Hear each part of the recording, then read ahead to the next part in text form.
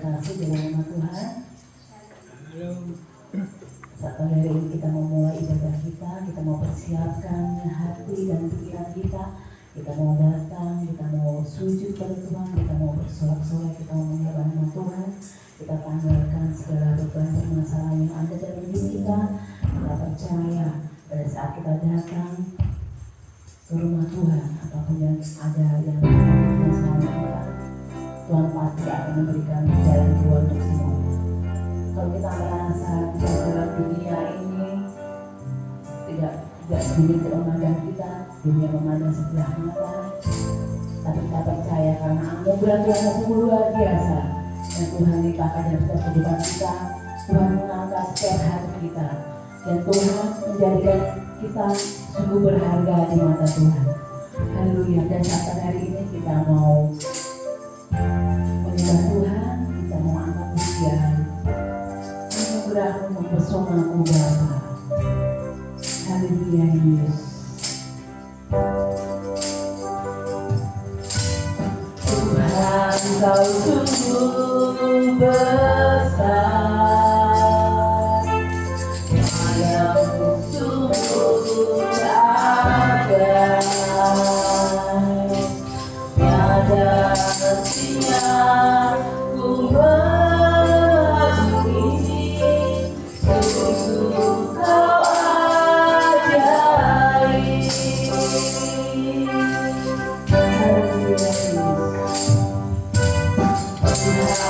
Kau sungguh besar.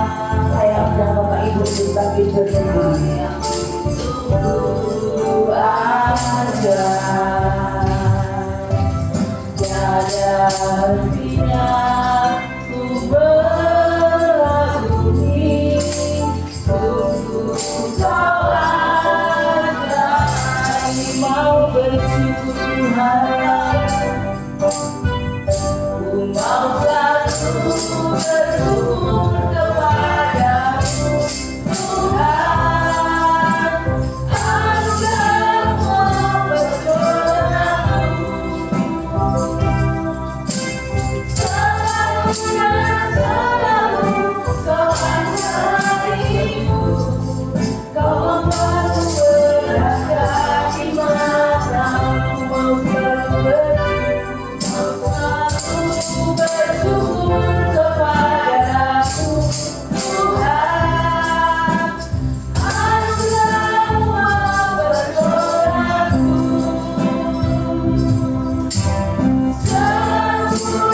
selalu Kau angkat hatiku. Kau membuatku berada di mana-mana.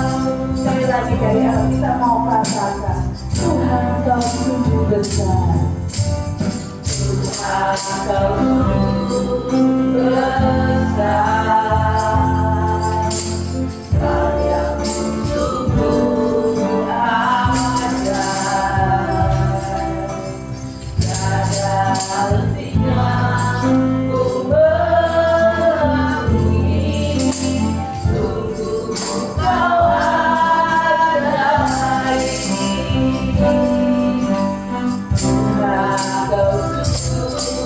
Besar, haleluya Yesus, karya-Mu sungguh ajaib, tiada hentinya ku mengagumi, sungguh Kau ajaib. Mau selalu bersyukur kepadamu Tuhan. Anugerah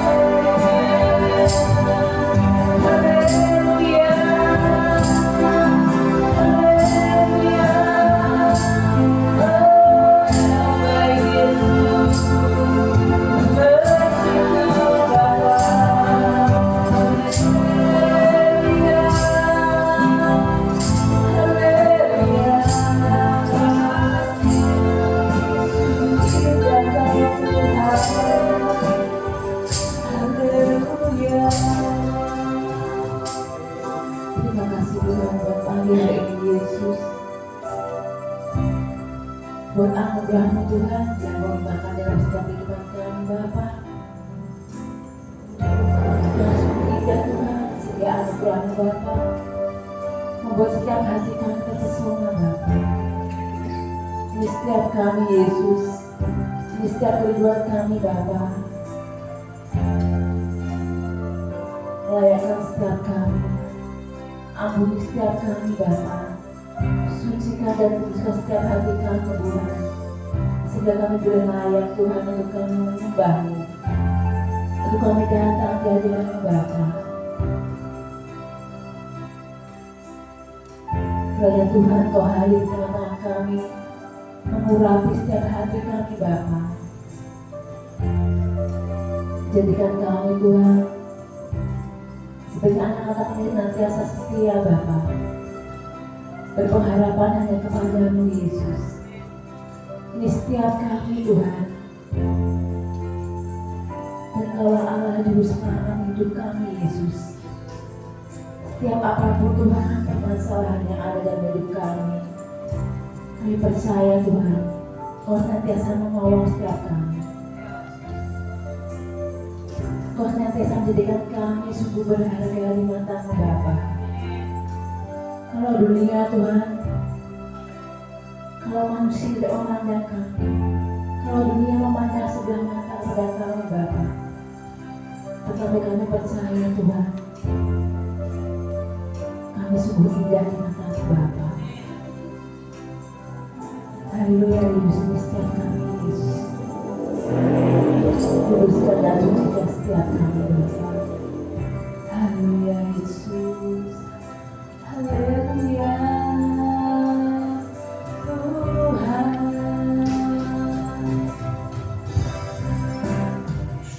Ku mau selalu bersyukur kepadamu Tuhan. Anugerah-Mu mempesonaku.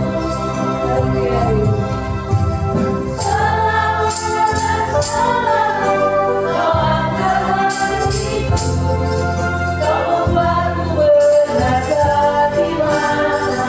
Kami mau selalu bersyukur kepadamu Tuhan, bersyukur kepadamu Tuhan. Anugerah-Mu mempesonaku. Tuhan dan bahagia. Selalu dan selalu Kau angkat hatiku, Kau membuatku berada di mana. Saya kita mau katakan, ku mau selalu bersyukur kepadamu Tuhan. Anugerah-Mu mempesonaku.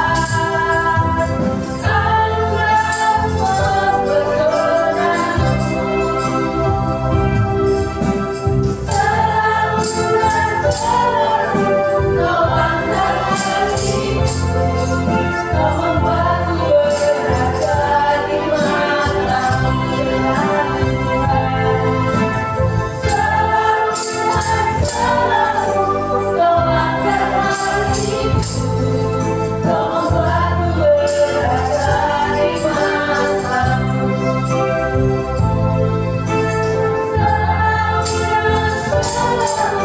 Kau angkat hatiku, Kau membuatku berada di mana.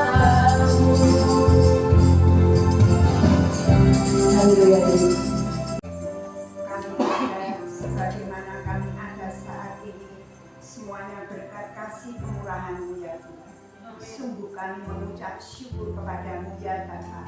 Kami bukan siapa-siapa di hadapan-Mu, namun karena kasih karunia-Mu, Kau angkat kami menjadi anak-anak dan berharga menjadi biji mata. Bapa, selamat pagi Tuhan Yesus, selamat pagi Allah Roh Kudus, selamat pagi. Kami mengucap syukur kepadamu Bapa pada pagi hari yang indah ini. Kami bersyukur di mana kami Kau perkenankan untuk datang di hadapan-Mu, merendahkan diri bersama-sama di tempat ini untuk memuji, menyembah, serta meninggikan nama. Ampuni ya Bapa setiap dosa pelanggaran kami. Kau layakkan setiap kami, agar kami pantas untuk memuji, menyembah, serta meninggikan nama-Mu. Ya Bapa, kami bersyukur kalau pada saat ini kami Kau kumpulkan untuk bersama-sama beribadah, memuji, menyembah pada saat ini. Kau memberkati setiap kami yang hadir pada pagi hari ini dengan membawa, oh Tuhan, setiap beban apapun juga, baik itu sakit penyakit, baik itu beban apapun. Oh Tuhan, kami percaya Engkau Allah yang selalu memberikan pertolongan kepada setiap kami. Kau berkati pula setiap anak-anak-Mu yang mengambil bagian untuk melayani apapun pelayanan kami pada pagi hari ini. Kami percaya Tuhan, Engkau memberikan pengurapan yang sama bagi setiap kami. Terlebih untuk hamba-Mu yang akan menyampaikan kebenaran firman-Mu, Kau pakai untuk, oh Tuhan, menyampaikan apa yang menjadi isi hati. Ya Bapa, kami juga berdoa untuk setiap anak-anak-Mu yang tidak dapat hadir untuk beribadah pada pagi hari ini.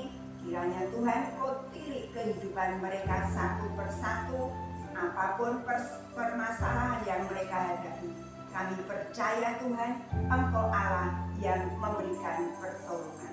Dan Tuhan, kami mau serahkan untuk ibadah kami pada pagi hari ini, mulai dari awal, pertengahan, hingga akhirnya. Tuhanlah yang selalu menuntun setiap ibadah kami, dan Engkaulah Tuhan yang bertahta di atas pujian penyembahan kami saat ini. Terima kasih ya Bapa. Terima kasih Tuhan Yesus, kami terus mau memuji, menyembah, serta meninggikan nama-Mu dengan sukacita, sehingga kami pulang tidak seperti saat kami datang. Kami pulang membawa berkat-Mu yang melimpah, berkat sukacita di dalam kehidupan. Terima kasih ya Bapa, hanya di dalam nama-Mu Tuhan kami Yesus Kristus kami sudah berdoa dan mengucap syukur. Haleluya. Amin. Pada saat hari ini kita mau bersukacita, kita mau tetap memuji nama Tuhan dengan hati yang penuh kedamaian, ketenteraman selalu. Tetap semangat untuk kita memuji nama Tuhan. Haleluya Bapak Ibu. Amin. Saat pagi hari ini kita mau menyenangkan hati Tuhan. Kita mau angkat pujian Sak Jeki Kulon Derek Gusti. Kita mau bertepuk tangan dan meriah doa kita. Haleluya.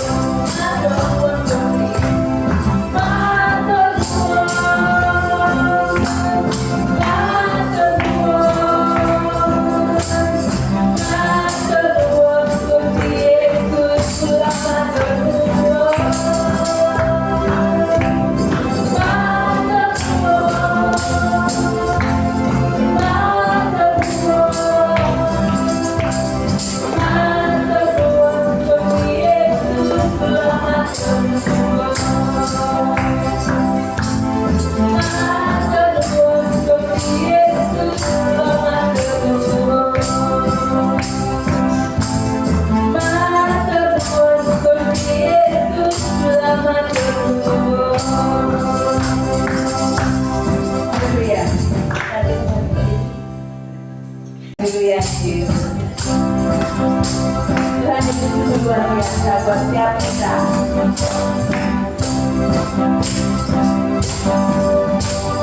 Betapa baiknya Engkau Tuhan, kasih-Mu tiada kesudahan. Betapa mulia nama-Mu Yesus, jiwaku selamat. Betapa baiknya, baiknya Engkau Tuhan, kasih-Mu tiada kesudahan.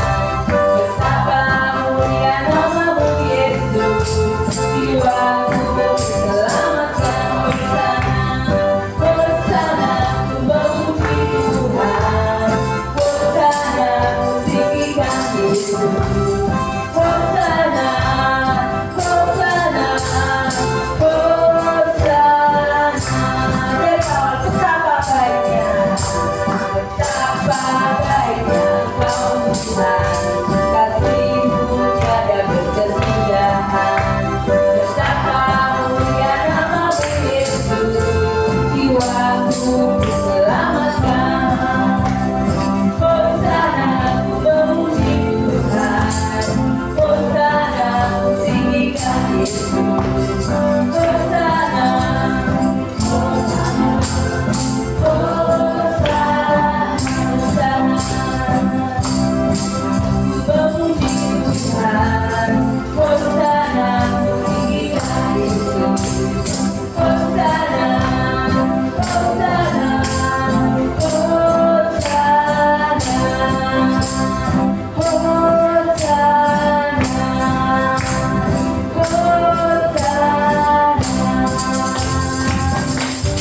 Pagi ini Tuhan masih memperkenalkan kami untuk memuji dan memuliakan nama Bapa. Terimalah pujian dan persembahan kami, kiranya berkenan di hadapan Tuhan. Bapa, sebentar kami akan memberi yang terbaik di hadapan Tuhan. Berkati persembahan kami yang tidak seberapa sehingga bisa berguna bagi kemajuan pelayanan di tempat ini. Dalam nama Tuhan Yesus kami berdoa. Haleluya. Amin. Amin. Kita mau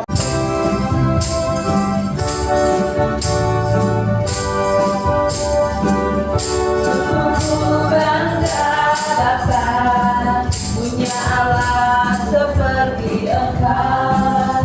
Sungguh ku bangga Yesus, atas segala pengorbananmu.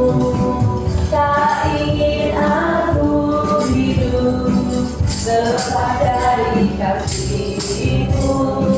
Kasih-Mu menyelamatkan dan beriku pengharapan.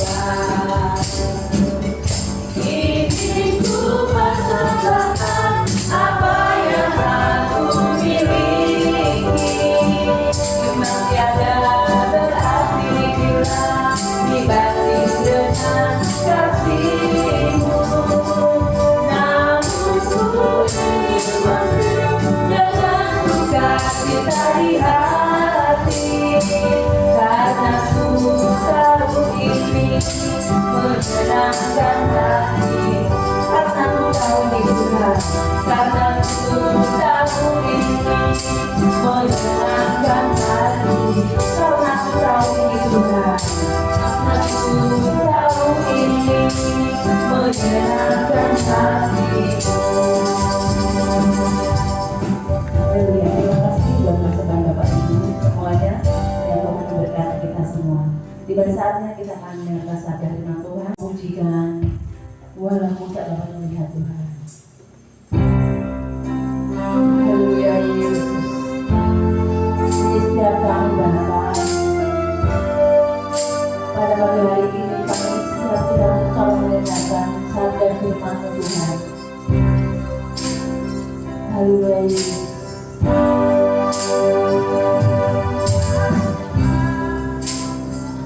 Tak semua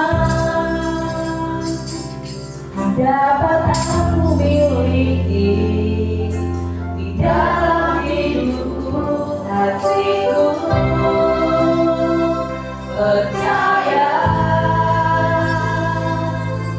rancangan-Mu bagiku adalah yang terbaik.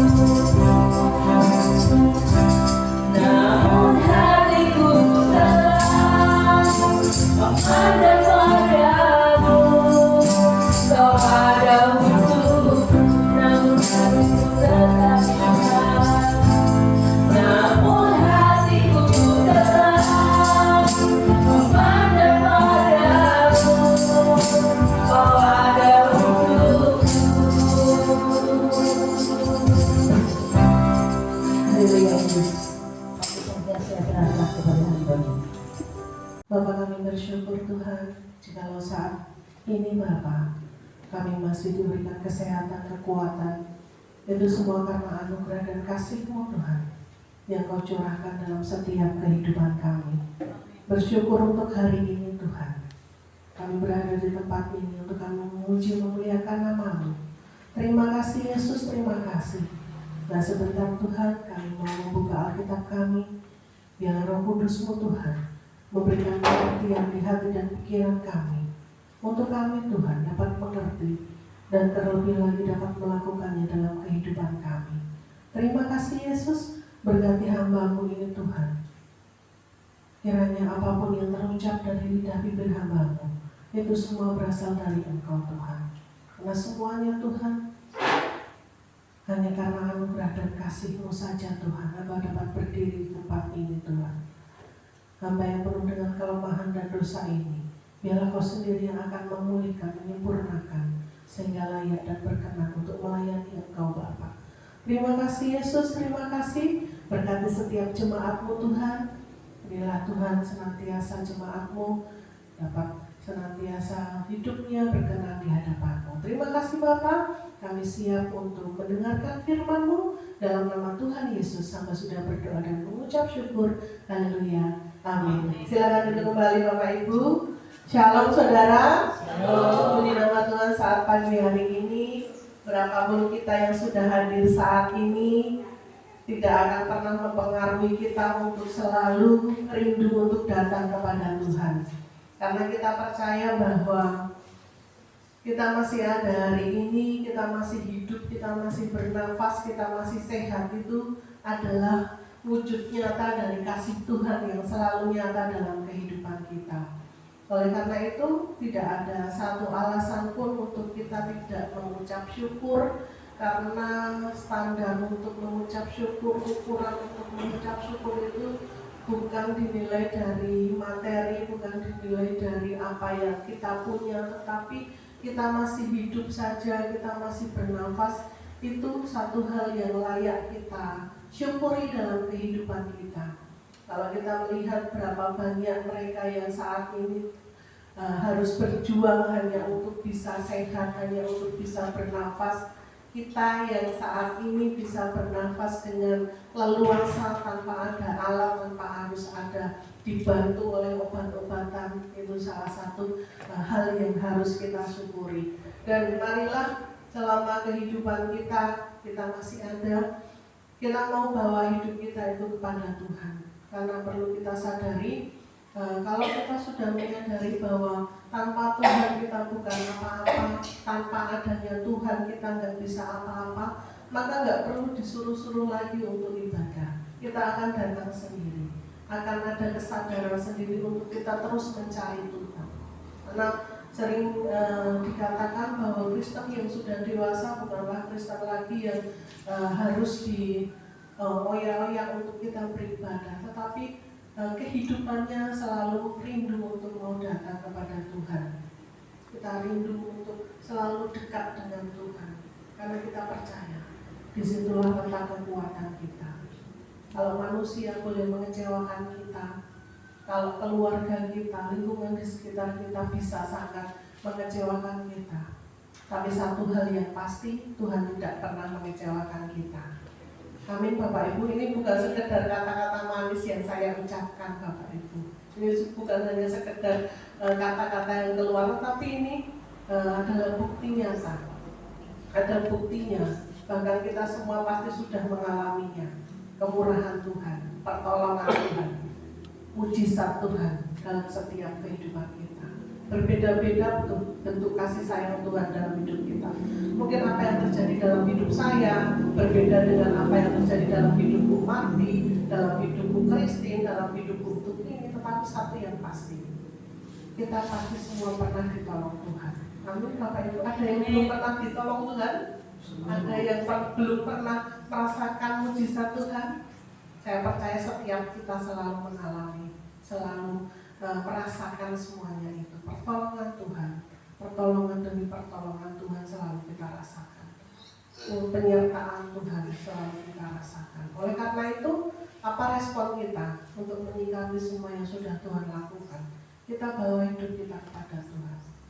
Kita bawa selalu kehidupan kita untuk mau datang beribadah kepada Tuhan.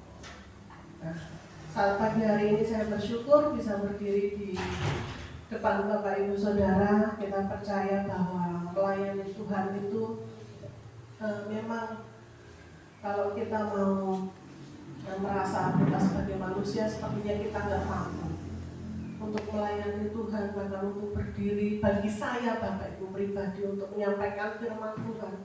Saya merasa kok nggak pantas, belum pantas. Apa sih yang mau saya sampaikan? Tentang apa sih? Karena kehidupan saya juga saya merasa belum benar-benar bisa baik di pemandangan Tuhan. Saya merasa seperti itu. Tapi karena kemurahan Tuhan saja sehingga saya bisa berdiri di depan Bapak Ibu semuanya saat pagi hari. Oleh karena itu mari kita, kalau kita melayani Tuhan jangan pandang manusia, tetapi pandanglah Tuhan. Kita melayani Tuhan bukan melayani manusia.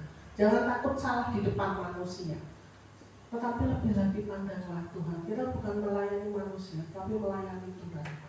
Nah, itulah sikap yang harus kita benar-benar punya dalam kehidupan pelayanan kita. Saya melayani Tuhan, maka Tuhan juga yang akan memperlengkapi saya. Saya tidak mau mencari pujian dari manusia, saya tidak mencari tepuk tangan dari manusia, tetapi lebih lagi kehidupan kita itu mencari tepuk tangannya Tuhan. Ketika Tuhan sudah berkenan kepada kita, maka segala apapun kita percaya, Tuhan pasti menyertai kita. Baik, saat ini Bapak Ibu, mari kita buka Alkitab kita. Kita buka di dalam Kejadian pasal 29 ayat 31 sampai 35. Kejadian pasal 29 ayat 31 sampai 35. Yang sudah menemukan boleh bantu saya untuk membaca. Kejadian pasal 29 ayat 31 sampai 35. Kejadian 29 ayat 31 sampai 35. Anak-anak Yakub. Ketika Tuhan melihat bahwa Lea tidak dicintai, dibukanyalah kandungannya. Tetapi Rahel mandul. Lea mengandung, lalu melahirkan seorang anak laki-laki dan menamainya Ruben. Sebab katanya, sesungguhnya Tuhan telah memperhatikan kesengsaraanku. Sekarang tentulah aku akan dicintai oleh suamiku. Mengandung pula lah ia, lalu melahirkan seorang anak laki-laki. Maka ia berkata, sesungguhnya Tuhan telah mendengar bahwa aku tidak dicintai. Lalu diberikannya pula anak ini kepadaku. Maka ia menamai anak itu Simeon. Mengandung pula lah ia, lalu melahirkan seorang anak laki-laki. Maka ia berkata, sekali ini suamiku akan lebih erat kepadaku, karena aku telah melahirkan 3 anak laki-laki baginya. Itulah sebabnya ia menamai anak itu Lewi. Mengandung pula lah ia, lalu melahirkan seorang anak laki-laki. Maka ia berkata, sekali ini aku akan bersyukur kepada Tuhan. Itulah sebabnya ia menamai anak itu Yehuda.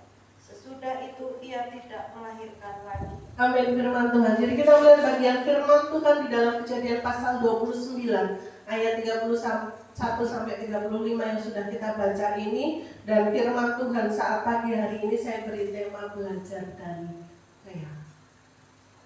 Mungkin ada Bapak Ibu yang belum tahu siapa itu Lea. Kalau kita membaca di dalam ayat-ayat sebelumnya, kita akan mengetahui alur cerita dari kisah Lea tersebut. Lea adalah anak dari Laban, yang mana kita tahu Laban itu adalah paman dari Yakub. Jadi ketika Yakub melarikan diri ke Haran, kemudian dia tinggal bersama pamannya yang bernama Laban. Nah, ketika Yakub pada saat pertama kali melihat Rahel, kemudian Yakub ini langsung jatuh cinta kepada Rahel. Jadi Lea adalah anak dari Laban, Rahel juga adalah anak dari Laban. Lea adalah anak yang pertama, artinya Lea itu kakaknya dari Rahel.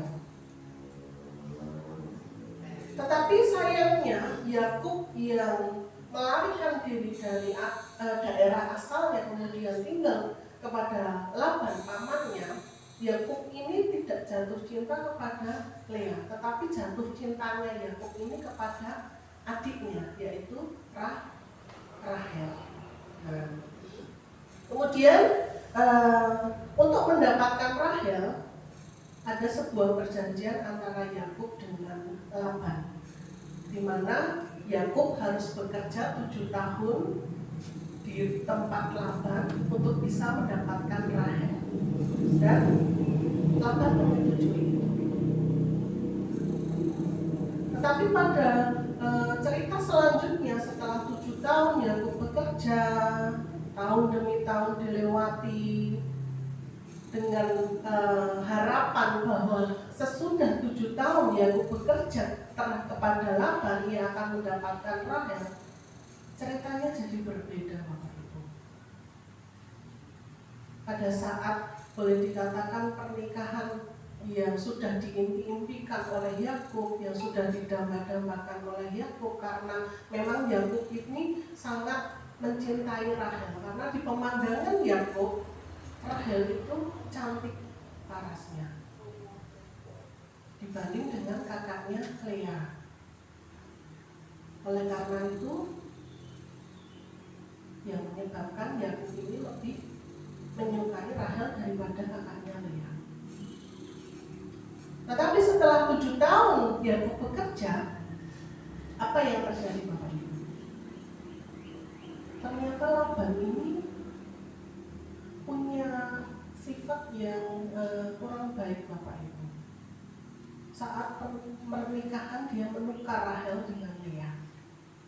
Dia menukar Rahel dengan kakaknya, dengan dalih bahwa itu adalah adat budaya saat itu, karena tidak baik adik menikah dulu terlebih dahulu sebelum dibanding kakaknya. Jadi memang di masa itu, di budaya saat itu, bahwa pernikahan itu harus berurutan, dari mulai kakaknya baru adiknya. Kalau dilompati atau artinya adiknya itu sendiri, itu dianggap sebagai perbuatan hal yang tabu untuk dilakukan.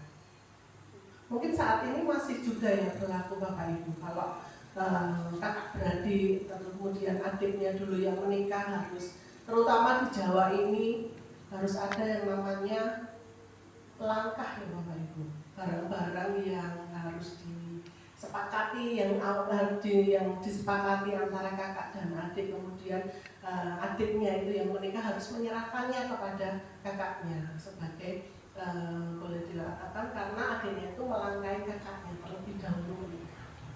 Apakah masih berlaku sampai hari ini? Masih ya. Jadi kalau kakaknya minta perhiasan, mungkin minta uang sejumlah, dalam jumlah tertentu, atau barang-barang atau baju apapun itu harus disediakan oleh adiknya yang duluan menikah itu, kemudian diberikan kepada kakaknya. Seperti itu. Dan hal ini juga yang terjadi pada zaman itu, pada zaman Yakub, ketika dia punya keinginan untuk menikah dengan Rahel. Dan ini juga yang terjadi saat itu, Bapak Ibu. Ketika 7 tahun bekerja, hari demi hari Yakub lewati, Alkitab mencatat bahwa 7 tahun itu tidak terasa. Karena apa? Fokusnya kepada Rahel, karena cintanya kepada Rahel. Sehingga waktu 7 tahun itu yang sudah dilalui bekerja terus bekerja. Saya rasa 7 tahun itu bukan waktu yang sebentar, ya Bapak Ibu. Karena memang Yakub saat itu benar-benar cinta sama Rahel. Tetapi apa yang terjadi? Saat dia menyelesaikan waktu 7 tahun bekerja itu, ternyata yang didapat adalah Lea, bukan Rahel yang diinginkan. Dan itu karena perbuatan Laban, pamannya sendiri. Kemudian karena merasa ditipu oleh Laban, ditipu oleh pamannya, Yakub pun protes dengan Laban. Kenapa? Kenapa yang dinikahi itu bukan Rahel tetapi adalah Lea? Kemudian apa jawab Laban, Bapak Ibu? Tunggu 7 hari lagi dan kamu akan mendapatkan Rahel. Jadi setelah 7 tahun 7 tahun bekerja untuk mendapatkan Rahel, tapi ternyata yang jadi istri adalah Lea, maka Laban mengajukan syarat lagi bahwa kamu harus bekerja lagi untuk mendapatkan Rahel adiknya, yaitu selama 7 hari lagi, 7 tahun lagi. Jadi memang boleh dikatakan Laban ini termasuk orang tua yang kurang baik ya Bapak Ibu, di mana dia menipu Yakub keponakannya sendiri. Kenapa nggak dari awal dia katakan bahwa memang adat budaya saat itu bahwa harus kakaknya dulu yang menikah, bukan adiknya dulu yang menikah. Tetapi hal itu tidak dikatakan Laban kepada Yakub. Dan setelah semuanya terjadi, maka yang ada hanya berarti maka yang terjadi Yakub itu jadinya punya 2 istri, yaitu Lea dan Rahel. Nah, di sini kita melihat Bapak Ibu, dalam kehidupan pernikahan Yakub punya 2 istri, Lea dan Rahel. Bisa dibayangkan ketika Yakub itu lebih condong sayangnya kepada Rahel. Bapak Ibu bisa bayangkan bagaimana perasaan Lea menikah dengan orang yang tidak mencintai, menikah di bawah bayang-bayang adiknya Rahel, menikah dengan statusnya memang suami istri, tetapi suaminya itu tidak mencintainya, suaminya itu tidak sayang kepada Rahel. Bisa dibayangkan Bapak gimana perasaannya, bagaimana perasaannya. Saya yakin sedih dia, cemburu iya, karena harus hidup di bawah bayang-bayang Rahel, harus hidup dengan madunya yang adalah adiknya sendiri, harus hidup dengan orang yang tidak mencintainya, harus hidup dengan wanita yang lebih dicintai suaminya daripada dia. Bisa kita bayangkan, diabaikan ya iya, tidak dianggap ya iya. Dan itu terjadi karena perbuatan ayahnya sendiri.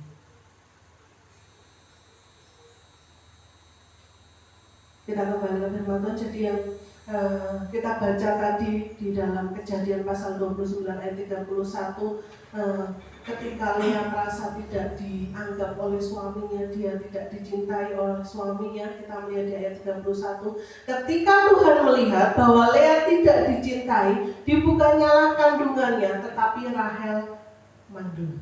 Nah, kita akan belajar dari sisi Lea saat ini Bapak Ibu.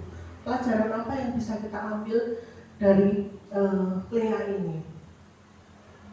Apa yang bisa kita ambil dari Lea ini? Mungkin sebagian besar orang atau banyak orang menganggap bahwa Lea ini adalah menjadi masalah dalam kehidupan pernikahan Yakub dan Rahel. Ketika Yakub menginginkan Rahel gara-gara Lea, kemudian mundur lagi, harus bekerja lagi kepada Laban. Mungkin sebagian orang akan menyalahkan Lea, menganggap Lea lah pengganggu dalam usaha Yakub untuk menikahi Rahel. Tetapi kita akan melihat Bapak Ibu dari sisi Lea. Yang pertama di sini saya mencatat, Lea tetap setia meskipun Yakub tidak mencintainya. Bayangkan Bapak Ibu, status memang suami istri, tetapi tidak dicintai. Kalau ini terjadi dalam kehidupan pernikahan Bapak Ibu, apa yang mau Bapak Ibu rasakan? Mungkin kehidupan Pak Ronald dan Bu Ronald, kemudian tidak dicintai. Aduh, jangan berumur. Tapi enggak gitu ya Bapak Ibu. Saya yakin Pak Ronald sangat mencintai Bu Ronald, luar biasa. Tapi berbeda dengan Lea ini, dalam kehidupan pernikahannya dia sama sekali tidak dicintai oleh suaminya Yakub. Tapi pertama yang kita lihat dalam kehidupan Lea, ia tetap setia.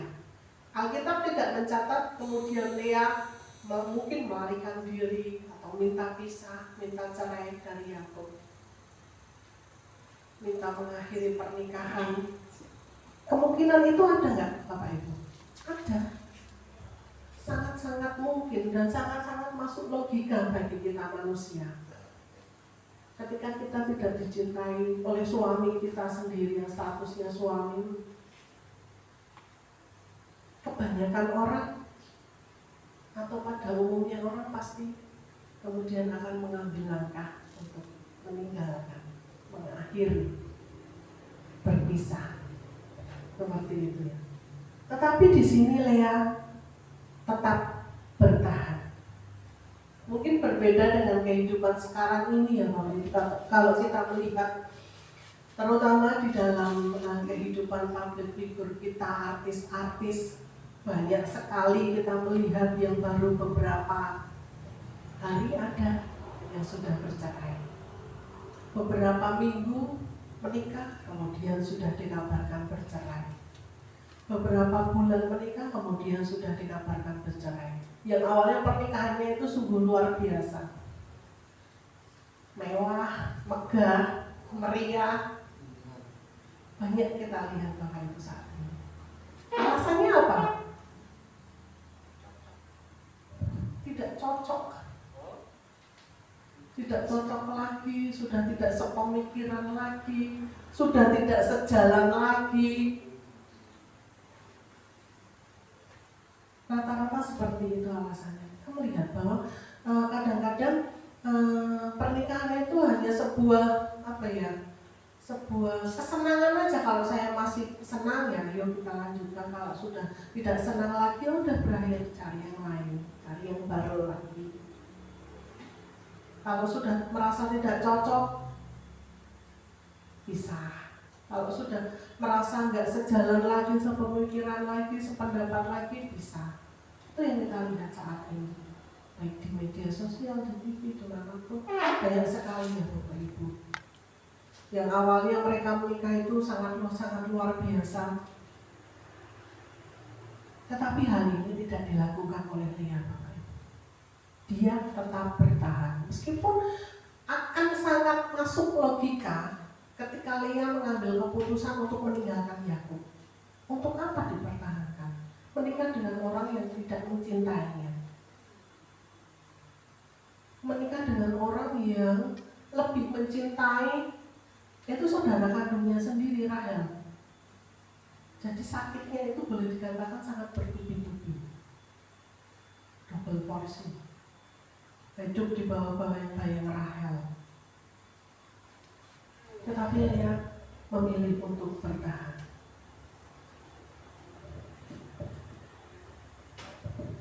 Jadi Bapak Ibu, kita bisa melihat di dalam Lea ada kesetiaan,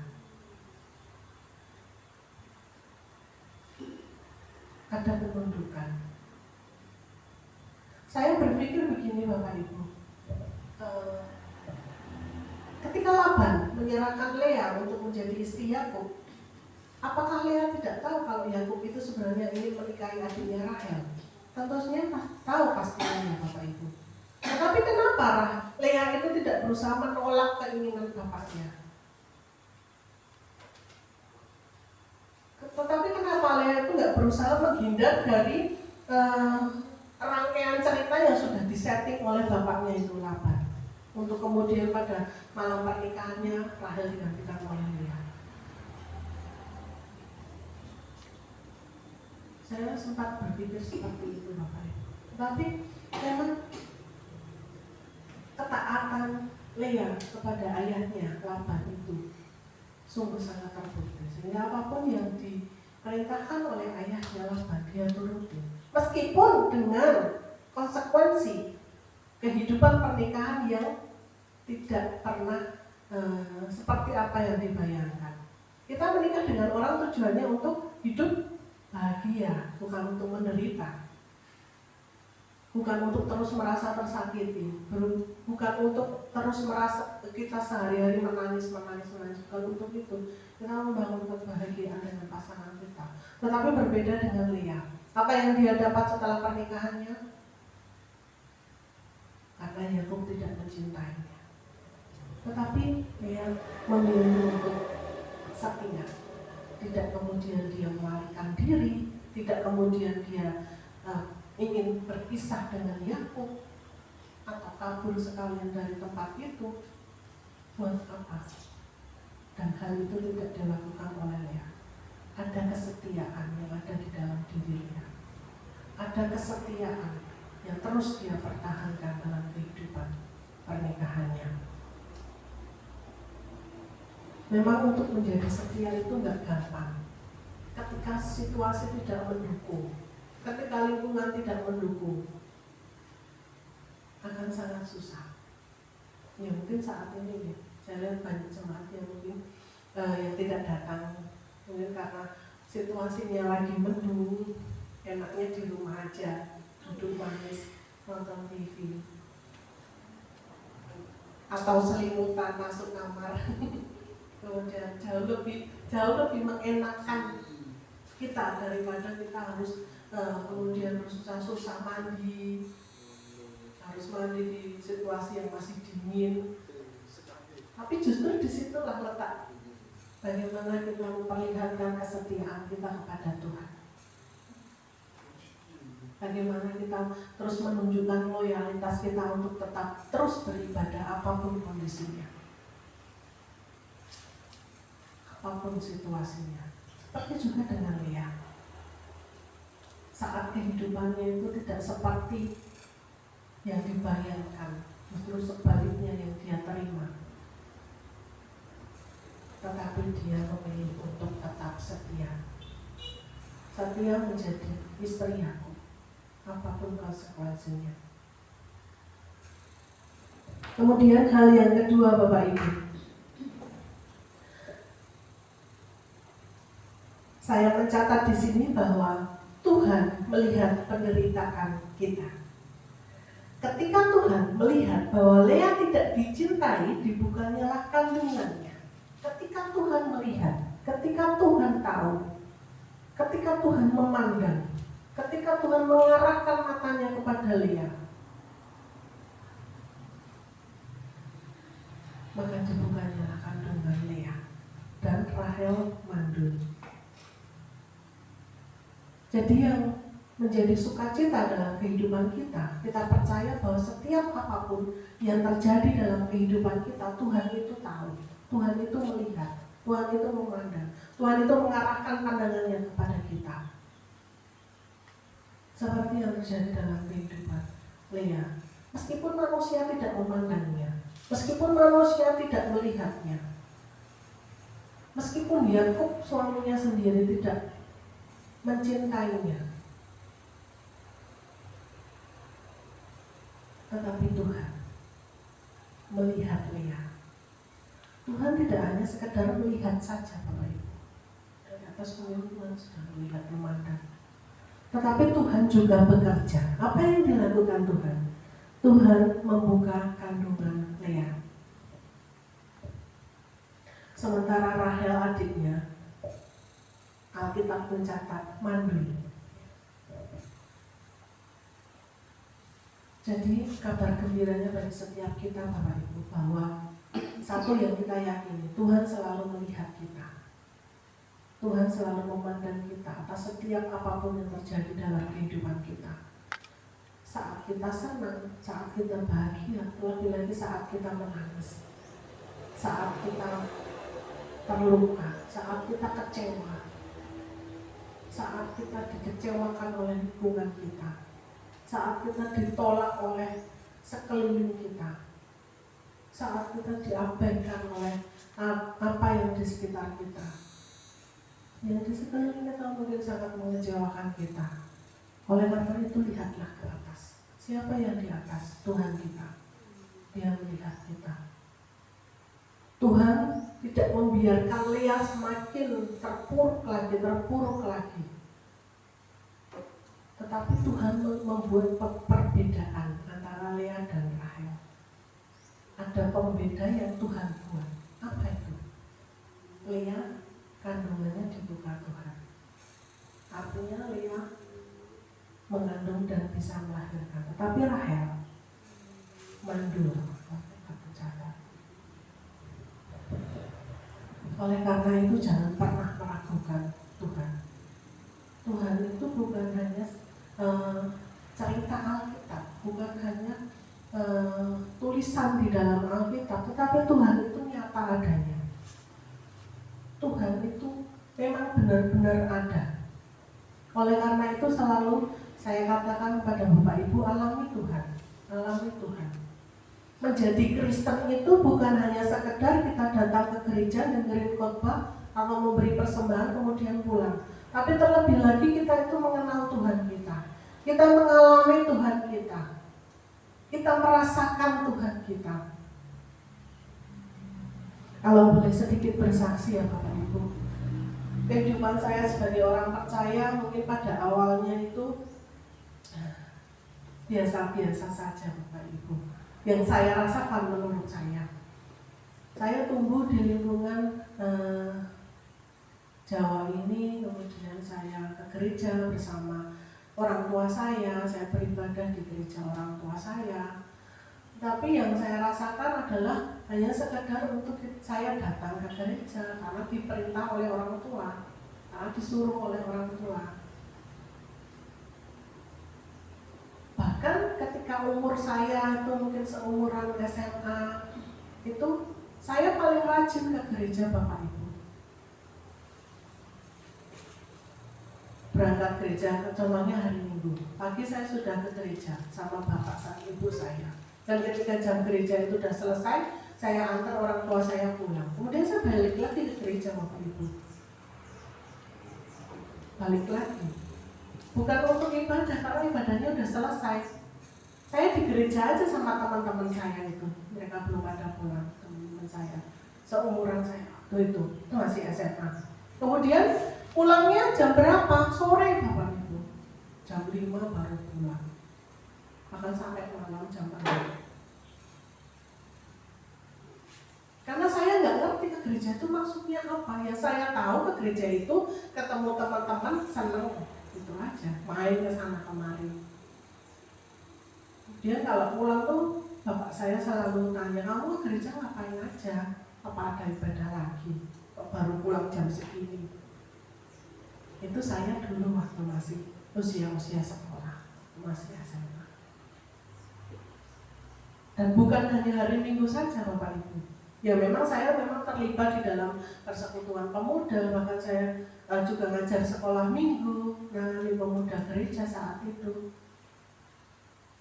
Tetapi boleh dibilang ibadahnya sampai jam berapa, saya di gerejanya sampai jam berapa, pasti lebih dari itu.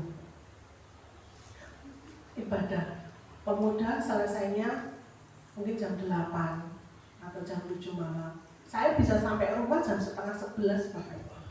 Itu bapak saya sudah nunggu di depan pintu. Kalau bapak saya nunggu saya masuk, itu memang nggak dikunci, saya bisa masuk. Kalau saya lihat bapak saya di depan pintu, seketika saya masuk, kalau bapak saya langsung pergi ke kamar, aman, berarti saya nggak dimarahin. Seperti itu. Tetapi sekarang Bapak Ibu, ketika mulai melayani di tempat ini, awal melayani di tempat ini pun saya merasa ingin berontak Bapak Ibu, nggak kayak gini. Saya nggak mau kayak gini. Mungkin bisa dilihat awal-awal pelayanan di sini, jemaat belum terlalu banyak, kondisi gereja belum seperti ini, kondisi pastori awalnya. Kalau mungkin ada yang sudah tahu, Bu Marti mungkin sudah tahu, lantainya masih tanah, ya Bu. Ruang gereja itu belum dikeramik, masih semen, yang kalau mau ibadah itu sehari sebelumnya harus disiram dengan air karena debunya luar biasa. Pastori apalagi masih lantai tanah, banyak ular masuk. Tiap hari pasti nemuin ular Bapak Ibu, pastori dulu. Masuk lewat kamar mandi, lubang air itu menjadi pintu masuk ular. Bahkan sampai kamar ada ular. Kok jemaat belum banyak, persembahan gak seberapa, gaji kami gak punya. Saya ingin berontak, gak kayak gini Tuhan konsepnya. Saya ingin melarikan diri. Saya ingin mendingan kita cari kerja yang pasti aja, bukan seperti ini. Tuh, Bapak Ibu. Tetapi justru kondisi seperti itu membentuk saya untuk lebih lagi tahu siapa Tuhan itu. Apa yang tujuan Tuhan dalam kehidupan saya. Dan bertahun-tahun hal itu kami alami dengan penuh kesabaran dan terus berharap kepada Tuhan. Yang pernah saya cerita, dalam kondisi tidak punya apa-apa, untuk beli makanan saja tidak bisa.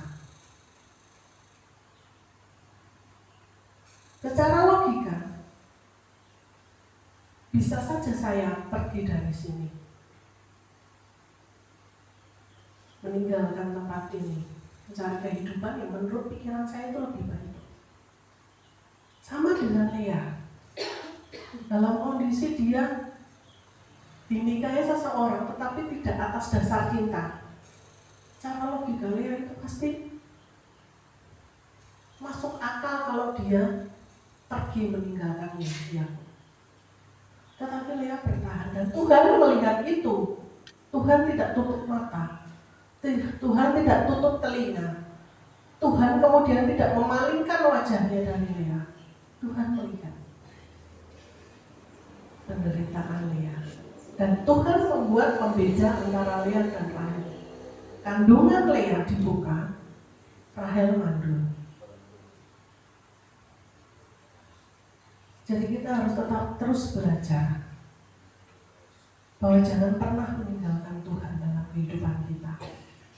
Jangan pernah sekalipun terbersih untuk lari dari Tuhan. Lea tidak lari kemudian meninggalkan Yakub, meninggalkan suaminya. Justru disitulah menjadi titik balik Tuhan melihat Lea. Dan dari yang sudah kita baca tadi, kemudian Lea mengandung dan melahirkan anak yang pertama, anak sulung Lea yang diberi nama Ruben.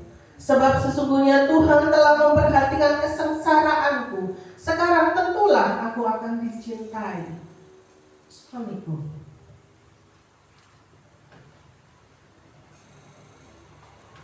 Dan hal yang ketiga yang saya catat dari peristiwa Lea adalah kita berharga di mata Tuhan.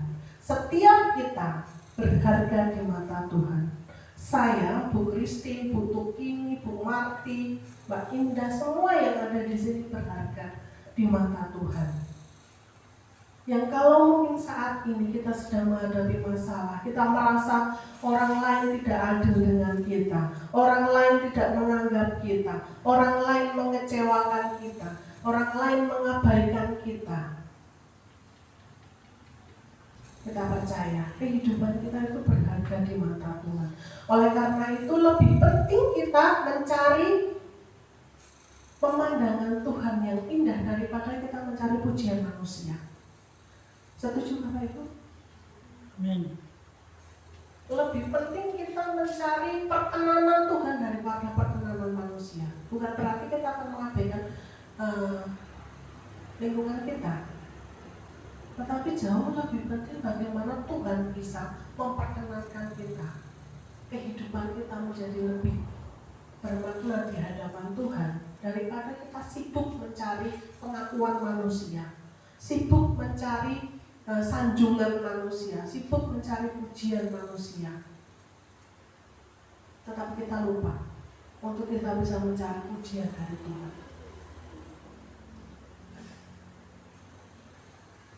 Kita lupa yang hal yang lebih penting adalah kita mencari perkenanan Tuhan, bukan perkenanan manusia.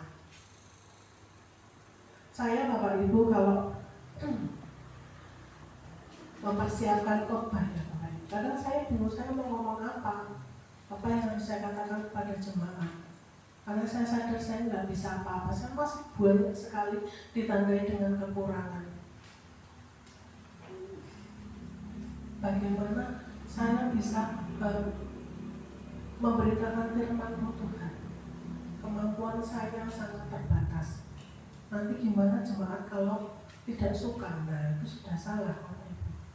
Kemudian saya sadar Tuhan, saya sampai di sini, saya sampai ke tempat ini, saya sampai ke gereja ini, semua karena Engkau.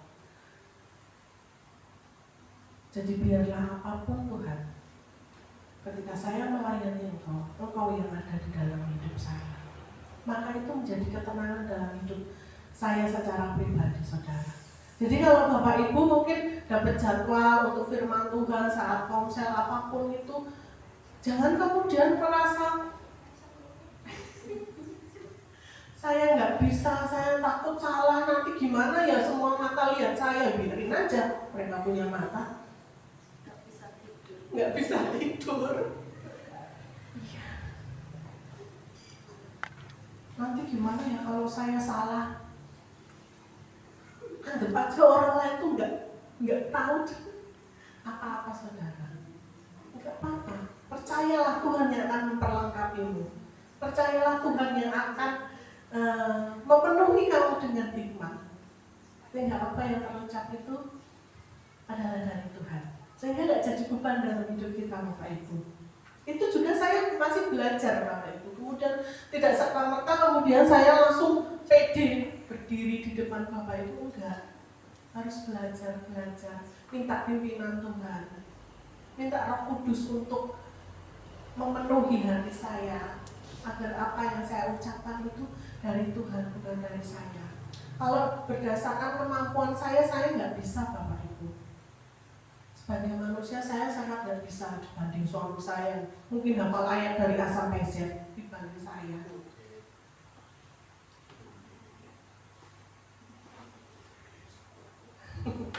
Tetapi taruhlah hati yang ini Tuhan, ketika Engkau menyuruh saya mau lakukan, dan Engkau yang akan menuntun saya. Apapun nanti penilaian jemaat, respon jemaat, itu terserah mereka. Yang penting saya sudah melakukan tanggung jawab saya, dan itu Tuhan yang menyuruh saya. Biarlah Tuhan yang bekerja atas kehidupan saya. Kembali lagi, karena setiap kita itu berharga di mata Tuhan. Kita berharga. Pak Ronald berharga, Pak Tugio berharga, Pak Pur berharga, semua berharga. Jadi mau, asal kita mau dipakai Tuhan, asal ada penyerahan yang total kepada Tuhan, jangan takut ketika melayani Tuhan. Mimpin pujian jangan takut salah. Ada tamu nanti tak salah, jangan pandang tamunya. Tamunya juga kemarin salah kok. Pandang Tuhan, Tuhan yang akan memperlengkapi aku. Aku melayanimu Tuhan, bukan melayani manusia. Nah inilah yang harus ditambah dari mindset pikiran kita, bahwa ini melayani Tuhan. Biarlah Tuhan yang memperkenankan kita. Kalau kita masih bisa melayani saat ini, kalau Tuhan masih pakai aku saat ini, kalau Tuhan masih melihat aku saat ini, percayalah Tuhan yang akan memperlengkapi kita. Karena kalau kita sendiri, kita nggak ada apa-apanya. Kita bukan siapa-siapa, kita nggak mampu.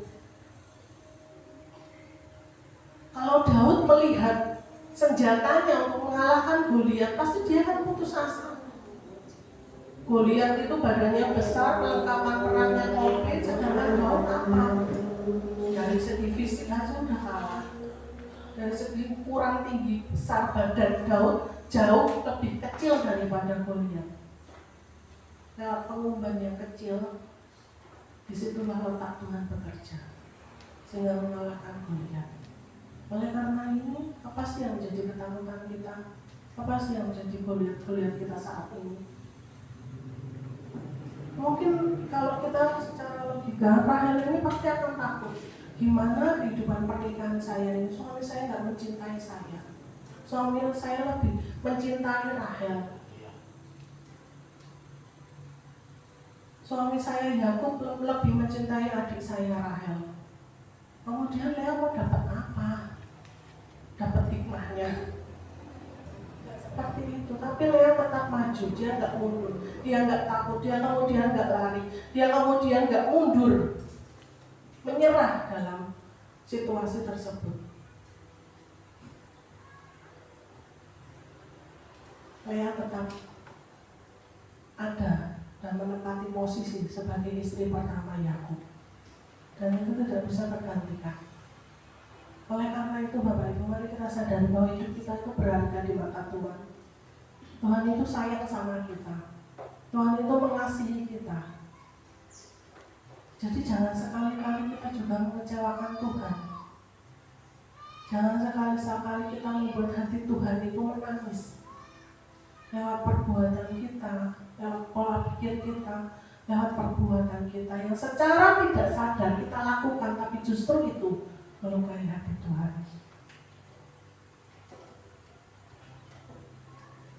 Seperti itu. Kita berharga di mata Tuhan. Kemudian hal yang keempat Bapak Ibu yang saya catat dari peristiwa Lea ini, yaitu mengubah kepahitan menjadi pujian. Kalau kita baca tadi dari ayat per ayat, dari ayat 32 sampai ayat 35, ketika Lea mengandung dan melahirkan anaknya yang sulung tadi bernama Ruben, perkataan Lea adalah, sekarang tentulah aku akan dicintai suamiku. Ayat yang ke-33, mengandung pula lah ia, lalu melahirkan seorang anak laki-laki. Maka ia berkata, sesungguhnya Tuhan telah mendengar bahwa aku tidak dicintai. Lalu diberikannya anak itu, dinamai anak itu Simeon. Kemudian ayat 34, mengandung pula lah ia, lalu melahirkan seorang anak laki-laki. Maka ia berkata, sekali ini suamiku akan lebih erat kepadaku, karena aku telah melahirkan 3 anak laki-laki baginya. Jadi sejak awal yang melahirkan itu anak sulungnya Ruben, kemudian dan seterusnya sampai ketiga, ternyata dia belum juga dapat cintanya suaminya, belum mendapatkan perhatian dari Yakub, belum mendapatkan cinta dari Yakub. Terbukti dari perkataannya, dari beberapa kali dia melahirkan, menunjukkan bahwa dia belum dicintai suaminya. Yang mungkin menurut pemikiran Lea, kalau dia sudah melahirkan anak, terutama anak laki-laki ya Bapak Ibu, kita tahu pada zaman itu melahirkan anak laki-laki itu sesuatu hal yang sangat berharga. Anak laki-laki, bahkan di sini anak sulung juga, Ruben itu anak pertama Lea, anak sulung laki-laki. Tetapi toh hal itu tidak membuat kemudian Yakub cinta kepada Lea. Kemudian tidak membuat Yakub itu sedikit saja memberikan perhatian dan cintanya kepada Lea. Sampai kemudian dia melahirkan ke anak yang ketiga. Nah, berbeda dengan anak yang keempat. Boleh dibaca lagi ayat 35, Bu Kristen boleh membantu saya? Ayat 35. Mengandung pula lah ia, lalu melahirkan seorang anak laki-laki. Maka ia berkata, sekali ini aku akan bersyukur kepada Tuhan. Itulah sebabnya ia menamai anak itu Yehuda. Sesudah itu ia tidak melahirkan. Amin. Ceritanya berbeda ketika dia melahirkan anak yang keempat, yang kemudian dia namai Yehuda. Perkataannya bukan lagi berharap suaminya akan mencintainya, berharap suaminya akan memperhatikannya, berharap dia akan mendapatkan cinta suaminya. Tetapi apa yang dikatakan? Sekali ini aku akan bersyukur kepada Tuhan. Fokusnya bukan lagi ke Yakub, fokusnya bukan lagi ke suaminya, tetapi kepada Tuhan.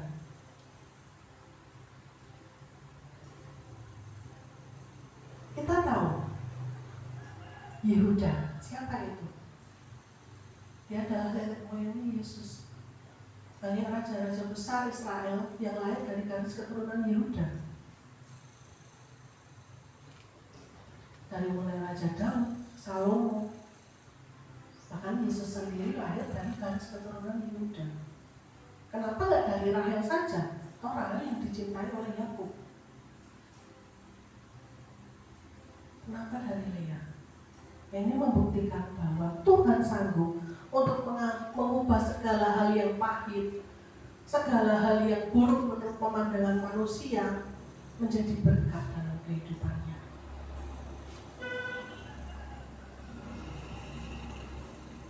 Kalau Alkitab di sini menyatakan sesudah itu ia tidak melahirkan lagi.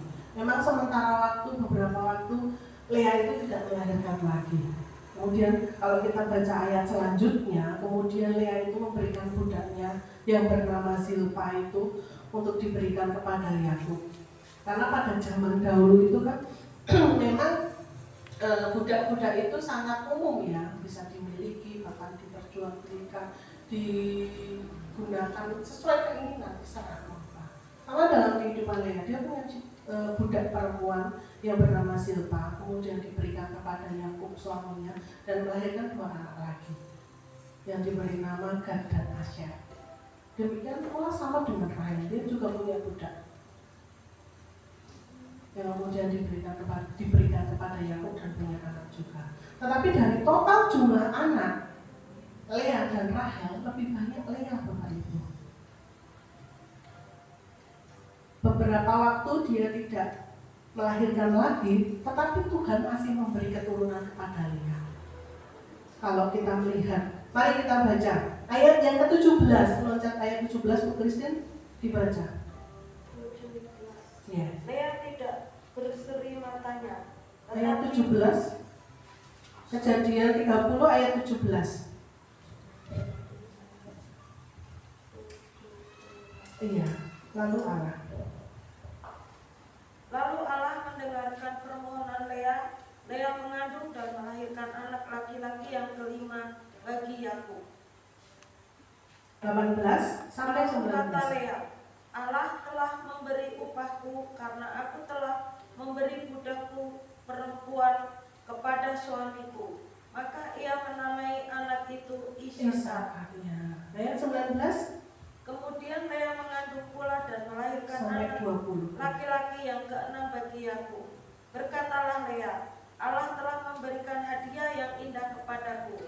Sekali ini suamiku akan tinggal bersama-sama dengan aku karena aku telah melahirkan 6 orang anak laki-laki baginya. Maka ia menamai anak itu Zebulon. Amin. Jadi total anak yang dilahirkan atau anak kandung Lea itu adalah 6, ditambah 2 anak yang dilahirkan dari Zilpa, jadi 8 Bapak Ibu. 9 sama 1 lagi perempuan yang bernama Dina. Jadi jumlah anak yang dimiliki Lea itu jauh lebih banyak daripada anak yang dimiliki oleh Rahel. Itulah berkat yang Tuhan berikan kepada Lea. Itulah bukti ketika Tuhan melihat Lea. Itulah bukti ketika Tuhan mendengar Lea, memandang Lea.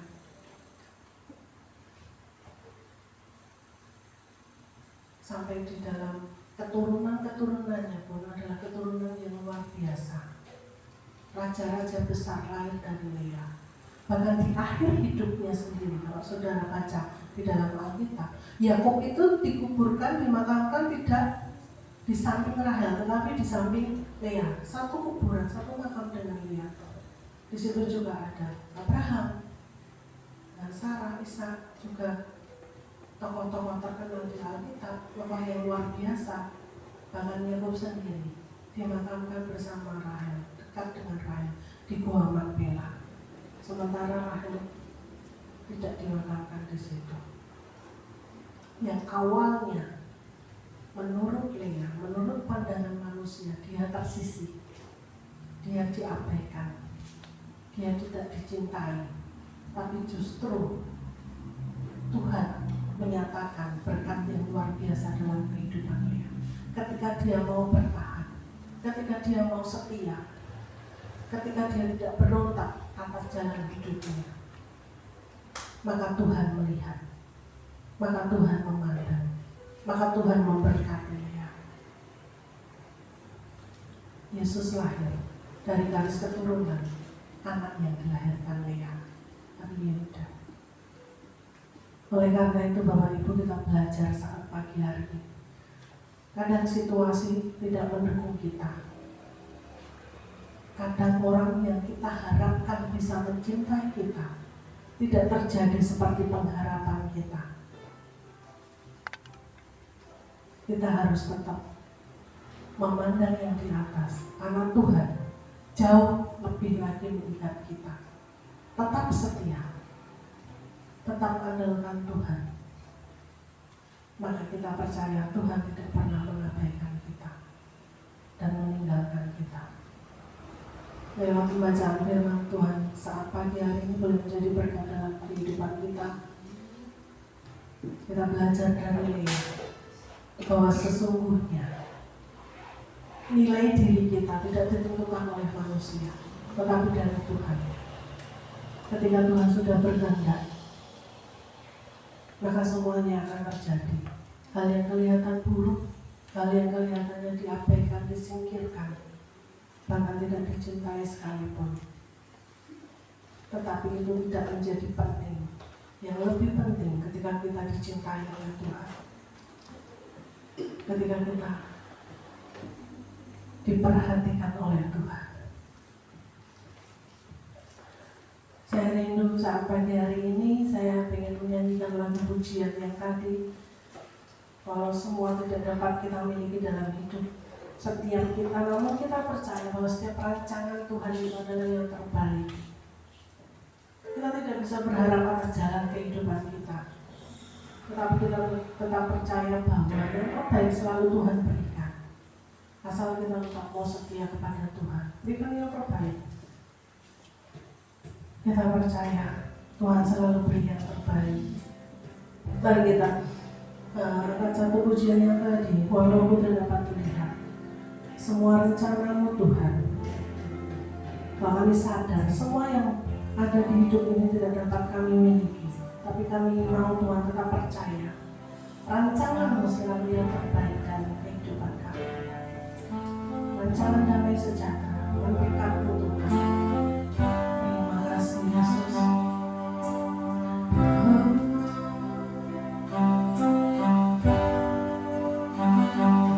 Ku sadar tak semua dapat aku miliki di dalam hidupku, hatiku percaya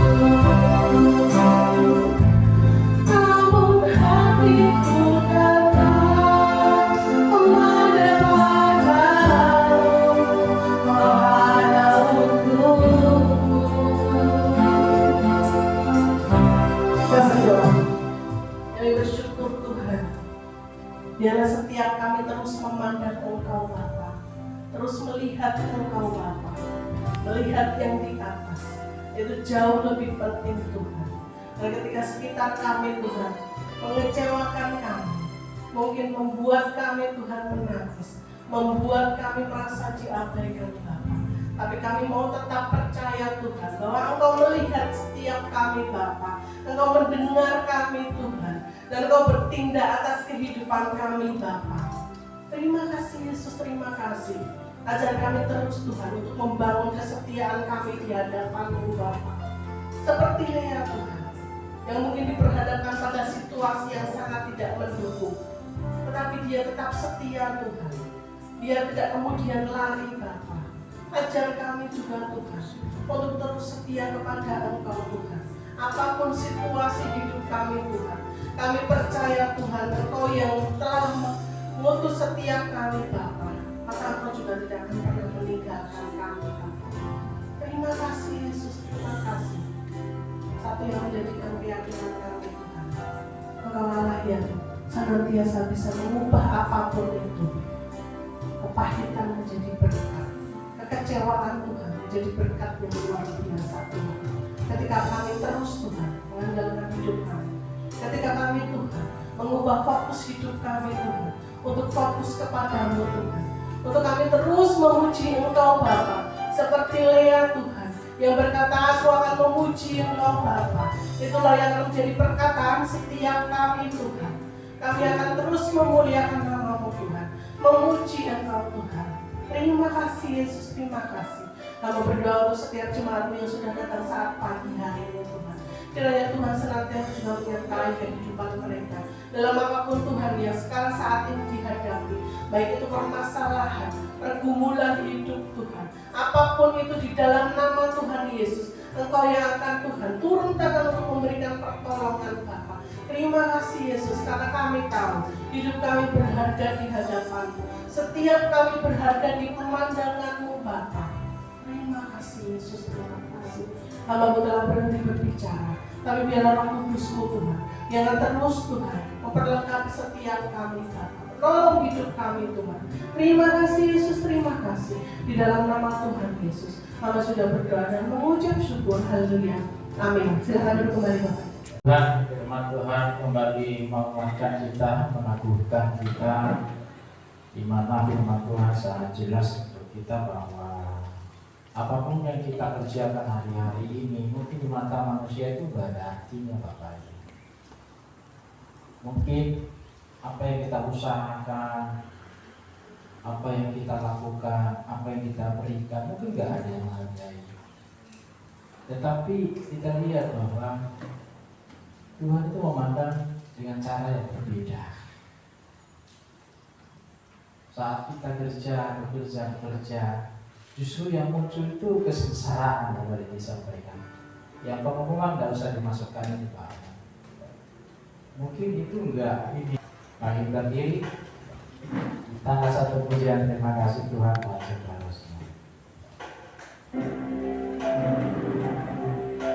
Terima kasih Yesusku buat anugerah yang Kau beri hari ini.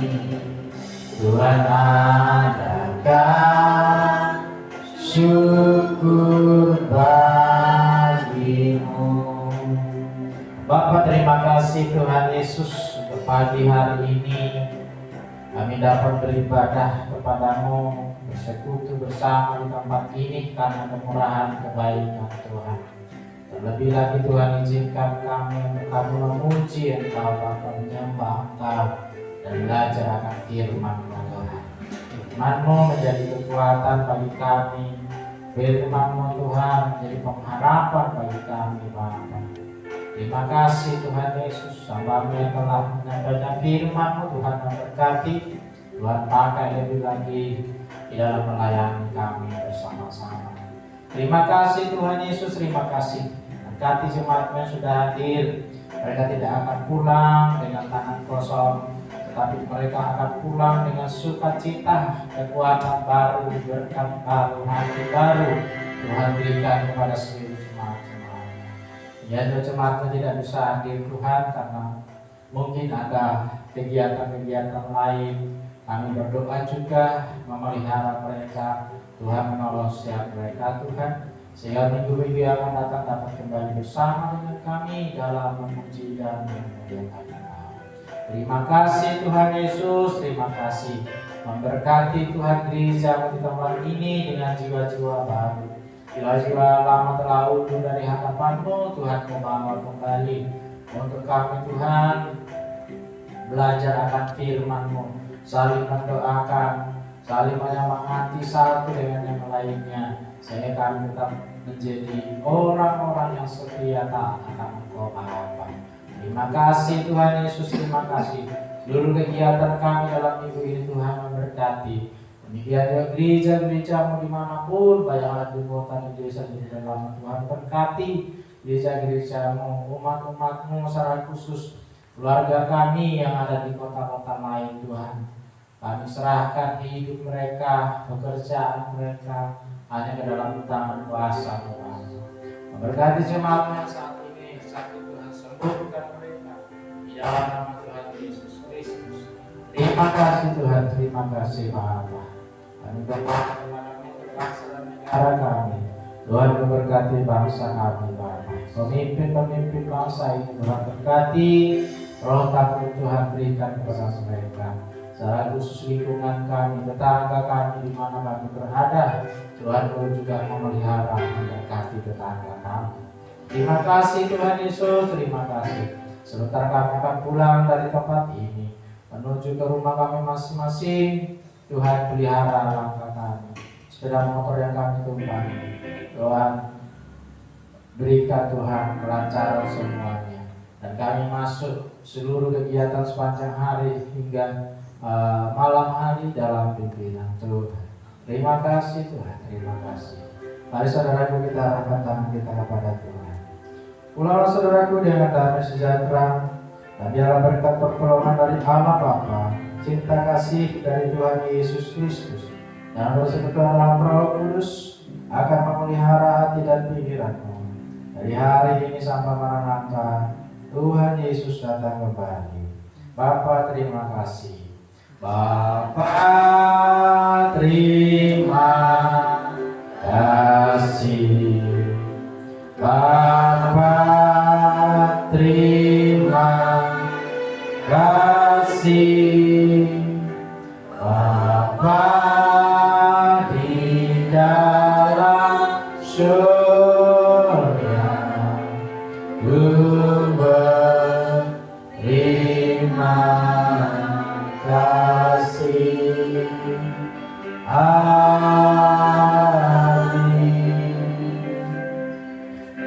Biar selesai Tuhan memberkati.